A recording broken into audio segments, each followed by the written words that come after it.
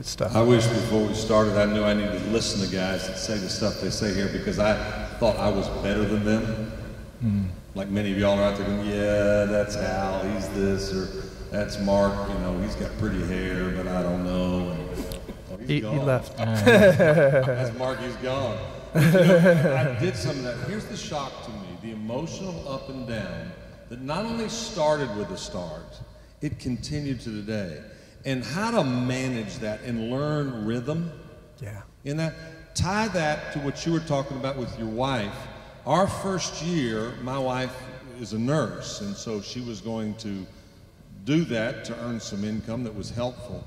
But at the end of that first year, I looked at her and said, if we need to live off savings added to this, we're going to do that, because neither one of us has any energy or emotional energy in our tank for this marriage. And so I had her quit her job at that point, and she's been really happy ever since. I'm not sure what all that means, but I knew somebody had to have the emotional capacity to care for the marriage, because I was getting home at the end of the day and wiped out, and I wanted to do better, but I couldn't. And what I found out was when she was wiped out and I was wiped out, it didn't bode well for the marriage. So we made that call. But that up and down, learning that rhythm and how to deal with it. That's good. Good word. I think for me, it would be celebrate the moments. I'm a high D, entrepreneurial, driven leader, and I don't like to celebrate. I like to take the next hill.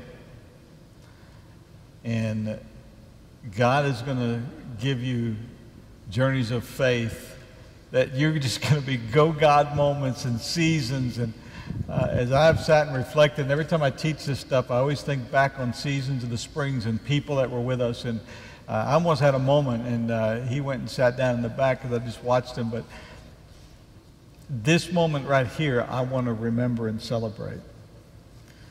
Because as I watch the springs, and I watch the people that I love serve you selflessly, what you don't know is that some of the people that were serving you this week, they took vacation this week to be here. Because that's the spring. Awesome. I'll tell you one story, because I just watched it. We all sat down and we were all going to stand. We weren't, we had 2 seats. Someone carried stools out here. You didn't notice him, but I did. His name's Ralph Tyner.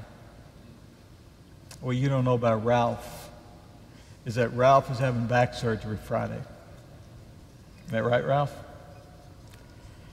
And the doc told him he was going to schedule him for today. And he said, I can't. Wow. I got to serve church planners that day. Awesome.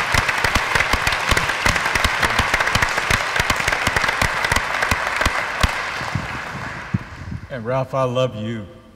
I love you and Margie and your hearts and your servant. And that is a picture of the springs. And that is what you get to build.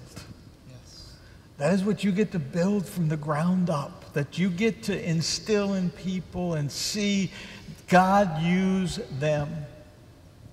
And I'd say don't ever miss the moments and celebrate them. I mean, every season, mark it and celebrate it. Because God's got you on a journey, and I want to shift gears to this 345. And no, I don't want y'all to leave. You're going to stay here. The guys that have been on this stage with me, I've looked forward to this because these are my friends. And we're all over the country, and we don't get to hang together, and we don't get to spend time eating dinner together and being friends. We do ministry. And this is one of my greatest privileges, is to hang with my friends, because these guys know me and get me, and I know them, and we know the worlds that we live in, and I love each one of them, and it is an unbelievable privilege to bring to you guys, who I think are some of the best communicators and guys that have a heart for church planting, on the same stage in 2 days. Go ahead.